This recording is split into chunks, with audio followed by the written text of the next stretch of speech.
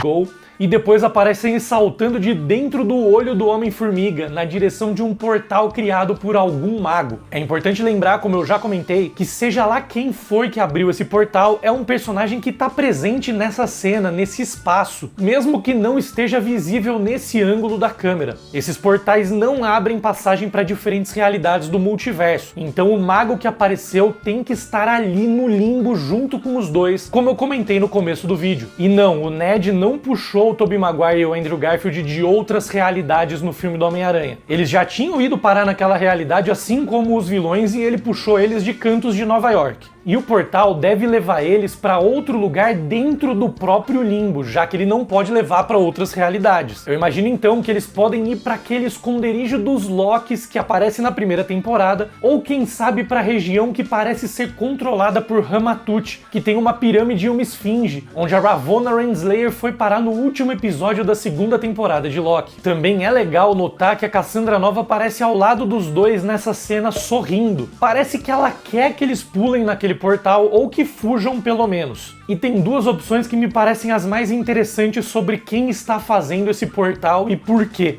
Eu acredito que seria muito interessante se fossem o Doutor Estranho e a Clea, tentando juntar uma equipe para lidar com as incursões, seguindo a história da cena pós-créditos de Doutor Estranho no Multiverso da Loucura. Eles podem ter descoberto uma maneira de ir até o limbo e estariam recrutando Deadpool e Wolverine para as Guerras Secretas. Ou outra opção muito legal também seria o próprio Mordo do universo dos Illuminati, que apareceu no segundo filme do Doutor Estranho. Estranho. Nesse caso, o Mordo, que é o mago supremo daquele universo, estaria tentando juntar uma equipe para se vingar do Doutor Estranho e da Wanda pelo ataque desses personagens à realidade dele. Isso também seria uma forma de preparar as Guerras Secretas. Vale lembrar que as Guerras Secretas de 2015 das HQs começam depois que muitas incursões já tinham acontecido e só 2 universos restavam. A Terra 616, que é o universo principal, e a Terra 1910, que é o universo Ultimate. Assim, o universo que apareceu em Doutor Estranho 2 poderia fazer o papel do universo Ultimate, sendo o último sobrevivente das incursões junto com o principal. Como Reed Richards já sabia sobre as incursões, eles com certeza estavam mais preparados para lidar com isso do que diversos outros universos e têm mais chances de sobreviver. No fim do trailer a gente vê um diálogo hilário da Blind Owl e do Wade. Do You Wanna Build a Snowman não é só uma referência a Frozen, filme da Disney, mas também a uma cena específica de Deadpool 2, quando ele compara essa música com a música cantada por Barbara Streisand no musical Yentl. E claro, a piadinha com pó vem dos 2 primeiros filmes, quando o Wade esconde a droga no chão do apartamento que os dois moram, do lado da cura pra cegueira.